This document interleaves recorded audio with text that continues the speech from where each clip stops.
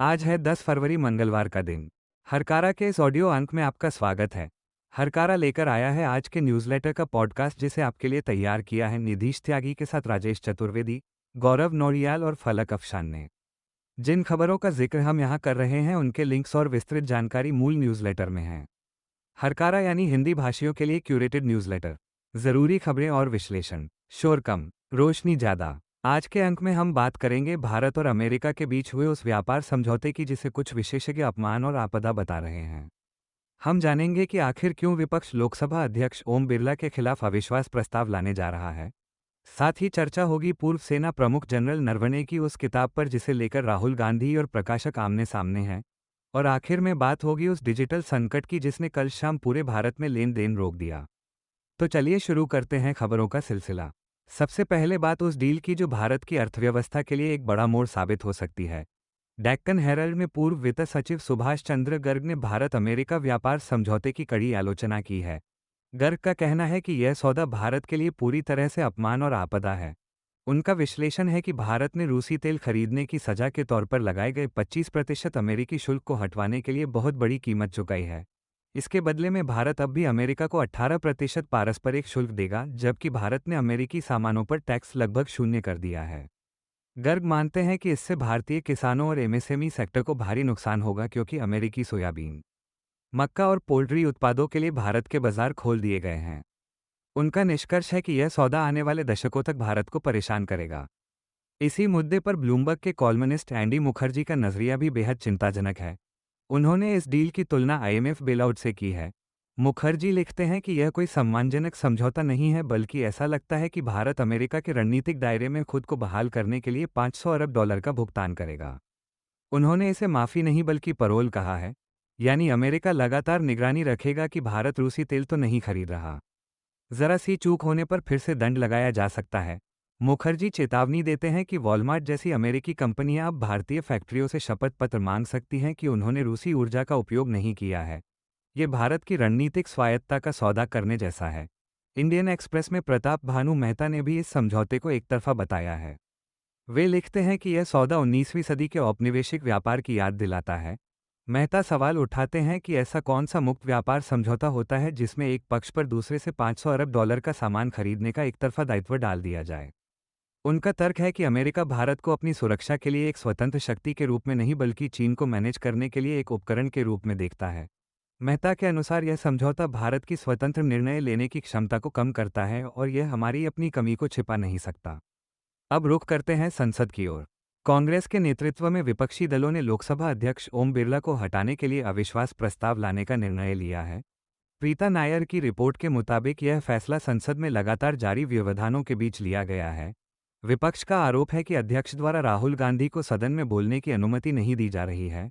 कांग्रेस ने दावा किया है कि उन्होंने 106 सांसदों के हस्ताक्षर जुटा लिए हैं जो प्रस्ताव लाने के लिए जरूरी 100 हस्ताक्षरों की शर्त को पूरा करते हैं। संविधान के अनुच्छेद 94 के तहत स्पीकर को हटाने के लिए 14 दिन का नोटिस देना होता है और सदन में 50 सदस्यों का समर्थन जरूरी होता है। इतिहास में अब तक 3 बार ऐसे प्रस्ताव आए हैं लेकिन किसी भी स्पीकर को अपनी कुर्सी नहीं गंवानी पड़ी है। भ्रष्टाचार के मोर्चे पर भारत के लिए अच्छी खबर नहीं है। न्यू इंडियन एक्सप्रेस के अनुसार ट्रांसपेरेंसी इंटरनेशनल के करप्शन परसेप्शन इंडेक्स 2025 में भारत 182 देशों में 91वें स्थान पर है। भारत का स्कोर 39 है जो बताता है कि सार्वजनिक क्षेत्र में भ्रष्टाचार अभी भी एक गंभीर समस्या है। रिपोर्ट के मुताबिक डिजिटलीकरण के बावजूद नौकरशाही में अपारदर्शिता और राजनीतिक प्रभाव के कारण स्थिति में कोई ठोस सुधार नहीं हुआ है। इसे अब एक संरचनात्मक मुद्दे के रूप में देखा जा रहा है। 91वें स्थान पर होना ये याद दिलाता है कि केवल प्रतीकात्मक लाभ काफ़ी नहीं है बल्कि ठोस संस्थागत सुधारों की जरूरत है। पूर्व थल सेना प्रमुख एमएम नरवणे की किताब 4 स्टॉर्स ऑफ डेस्टिनी को लेकर रहस्य गहरा गया है। प्रकाशक पेंगुइन रैंडम हाउस ने बयान जारी कर कहा है कि यह किताब अभी प्रकाशित नहीं हुई है, लेकिन राहुल गांधी ने संसद परिसर में पत्रकारों को जनरल नरवणे का दिसंबर 2023 का एक पुराना ट्वीट दिखाया जिसमें लिखा था कि मेरी किताब अब उपलब्ध है। राहुल गांधी ने कहा कि उन्हें जनरल नरवणे पर विश्वास है कि वे झूठ नहीं बोलेंगे। राहुल का तर्क है कि अगर किताब अमेजन पर लिस्टेड थी और लेखक ने खुद ट्वीट किया था तो प्रकाशक अब इनकार क्यों कर रहा है। गौरतलब है कि दिल्ली पुलिस ने इस अप्रकाशित किताब की कॉपी शेयर करने को लेकर एफआईआर भी दर्ज की है। इसी किताब के कुछ अंश जो द वायर ने रिपोर्ट किए हैं। एक बड़ा खुलासा करते हैं। नरवणे ने लिखा है कि 2020 में जब लद्दाख में तनाव था, ठीक उसी समय चीन ने भूटान के माध्यम से भारत पर दबाव बनाने की कोशिश की थी। चीन ने डोकलाम के पास सड़क बनाने का प्रयास किया था जो सिलीगुड़ी कॉरिडोर के लिए खतरा था। नरवणे ने यह भी दावा किया है कि विदेश मंत्री एस जयशंकर ने शुरू में भूटान के पास एक क्षेत्र में सैन्य अभ्यास का विरोध किया था, ये तर्क देते हुए कि वो विवादित क्षेत्र है। लेकिन बाद में रिकॉर्ड देखने पर उन्होंने माना कि वो क्षेत्र विवादित नहीं था। ये घटनाक्रम दिखाता है कि उस समय भारतीय तंत्र में चीन की चालों को लेकर कितनी असमंजस की स्थिति थी। प्रधानमंत्री नरेंद्र मोदी की डिग्री से जुड़े मामले में दिल्ली हाईकोर्ट ने दिल्ली विश्वविद्यालय को थोड़ी मोहलत दी है। द हिंदू की खबर के मुताबिक सॉलिसिटर जनरल तुषार मेहता ने अपील दायर करने में हुई देरी पर जवाब देने के लिए समय मांगा। उन्होंने तर्क दिया कि इस मामले में कुछ भी नहीं है और यह केवल सनसनी फैलाने के लिए है। अदालत ने अब इस मामले को 27 अप्रैल के लिए सूचीबद्ध किया है। यह मामला आरटीआई कार्यकर्ता और आप नेताओं द्वारा दायर किया गया था जो पीएम की डिग्री का सार्वजनिक खुलासा चाहते हैं। मंगलवार शाम को भारत की डिजिटल धड़कन यानी यूपीआई सेवा के अचानक रुक जाने से करोड़ों लोग परेशान हुए। न्यू इंडियन एक्सप्रेस के मुताबिक गूगल पे, फोन पे और पेटीएम जैसे प्रमुख ऐप्स पर पेमेंट पूरी तरह फेल हो गए। सोशल मीडिया पर शिकायतों की बाढ़ आ गई। हालांकि एनपीसीआई ने अभी तक कोई आधिकारिक कारण नहीं बताया है, लेकिन विशेषज्ञों का कहना है कि यह घटना भारत की डिजिटल अर्थव्यवस्था की यूपीआई पर अत्यधिक निर्भरता को रेखांकित करती है। एक छोटी सी तकनीकी खामी ने दिल्ली से लेकर बेंगलुरु तक के बाजारों में नकदी का संकट पैदा कर दिया। क्रिकेट अब सिर्फ खेल नहीं बल्कि राजनीतिक मुहरेबाजी का मैदान बन गया है। येल यूनिवर्सिटी के सुशांत सिंह ने अपने लेख में तर्क दिया है कि हाल ही में पाकिस्तान ने भारत के साथ अपने मैच को वीटो की तरह इस्तेमाल किया। आईसीसी का पूरा वित्तीय मॉडल भारत पाकिस्तान मैच पर टिका है, इसलिए पाकिस्तान जानता था कि उसकी धमकी काम कर जाएगी। लेखक का मानना है कि यह समझौता किसी सिद्धांत पर नहीं बल्कि घरेलू राजनीति को साधने और साख बचाने के लिए किया गया। क्रिकेट तो बच गया लेकिन इसकी संरचना अब ब्लैकमेलिंग और राजनीतिक दबाव के प्रति और अधिक कमजोर हो गई है। सरकार ने सोशल मीडिया कंपनियों के लिए नियम और सख्त कर दिए हैं। रॉयटर्स के अनुसार अब फेसबुक, यूट्यूब और एक्स जैसे प्लेटफॉर्म्स को गैरकानूनी सामग्री की सूचना मिलने के 3 घंटे के भीतर उसे हटाना होगा। पहले यह समय सीमा 36 घंटे थी। नए नियम 20 फरवरी से लागू होंगे। इसमें एआई यानी आर्टिफिशियल इंटेलिजेंस से बनी सामग्री को प्रमुखता से लेबल करना भी अनिवार्य कर दिया गया है। ये बदलाव आईटी नियमों में संशोधन का हिस्सा है जो तकनीकी कंपनियों के लिए अनुपालन की एक बड़ी चुनौती बन सकता है। भू राजनीति की बात करें तो रूस ने अमेरिका पर बड़ा आरोप लगाया है। पीटीआई के मुताबिक रूसी विदेश मंत्री सर्गेई लावरोव ने कहा है कि अमेरिका भारत को रूसी तेल खरीदने से रोकने की कोशिश कर रहा है। उनका कहना है कि वॉशिंगटन अपने आर्थिक प्रभुत्व के लिए प्रतिबंधों का गलत इस्तेमाल कर रहा है।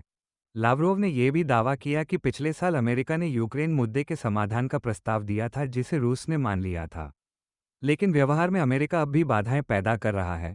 रूस का कहना है कि अमेरिका भारत जैसे देशों को सस्ती ऊर्जा खरीदने से हतोत्साहित कर रहा है ताकि वे महंगी अमेरिकी गैस खरीदने को मजबूर हों। स्क्रोल में प्रकाशित एक लेख भारत में मजदूर संगठनों की कमजोरी पर रोशनी डालता है। भारत में उबर और जोमेटो जैसे प्लेटफॉर्म्स पर काम करने वाले गिग वर्कर्स की संख्या तेजी से बढ़ रही है, लेकिन वे संगठित नहीं हो पा रहे हैं। लेख का तर्क है कि भारत में मजदूर यूनियनें राजनीतिक दलों से जुड़ी हुई हैं और आपस में बंटी हुई हैं। इसी वजह से मजदूरों की अपनी स्वतंत्र ताकत नहीं बन पाती। 31 दिसंबर की हड़ताल ने दिखाया कि विरोध की क्षमता तो है, लेकिन उसे लंबा खींचने का अनुशासन नहीं है, जब तक मजदूर राजनीति से अलग होकर अपना स्वतंत्र संगठन नहीं बनाएंगे। उनकी स्थिति में सुधार मुश्किल है। उत्तर प्रदेश पुलिस ने एक पत्रकार को मुख्यमंत्री योगी आदित्यनाथ की कथित आपत्तिजनक तस्वीर पोस्ट करने के आरोप में गिरफ्तार किया है। मकतूब मीडिया के मुताबिक पत्रकार पवन तिवारी ने फेसबुक पर एक ऐसी तस्वीर शेयर की थी जिसमें सीएम योगी को एक ब्राह्मण की चोटी खींचते हुए दिखाया गया था। पुलिस ने इसे दो समुदायों के बीच दुश्मनी फैलाने और धार्मिक भावनाओं को आहत करने वाला मानते हुए मामला दर्ज किया है। पत्रकार को उज्जैन से गिरफ्तार कर जेल भेज दिया गया है। ये घटना सोशल मीडिया पर अभिव्यक्ति और कानून के दायरे को लेकर फिर से सवाल खड़े करती है। आखिर में द हिंदू का एक विचारोत्तेजक लेख। अर्जुन अप्पादुरी लिखते हैं कि आज के दौर में इंसान खुद बाजार का कच्चा माल बन गया है। हमारी दोस्ती, हमारे रिश्ते और हमारी निजी कहानियां अब डेटा बनकर बिक रही हैं। नेटफ्लिक्स और सोशल मीडिया के जमाने में हर कोई अपनी कहानी बेचना चाहता है, चाहे वो खुशी की हो या गम की। अब स्थानीय और वैश्विक की सीमाएं मिट चुकी हैं। हमारी पहचान और गोपनीयता एक ऐसे बाजार का हिस्सा बन गई है जिसकी भूख कभी खत्म नहीं होती। यह एक ऐसा दौर है जहां हम खुद को ही प्रोडक्ट की तरह पेश कर रहे हैं। तो ये था आज का हरकारा। इन खबरों पर आपकी क्या राय है, हमें ज़रूर बताएं। ये पॉडकास्ट आप WhatsApp, LinkedIn, Instagram, Facebook, YouTube, Spotify और ट्विटर पर भी सुन सकते हैं। हरकारा का मकसद है शोर कम और रोशनी ज़्यादा। अगले अंक में फिर होगी मुलाकात। तब तक के लिए अपना ख्याल रखें। शुक्रिया।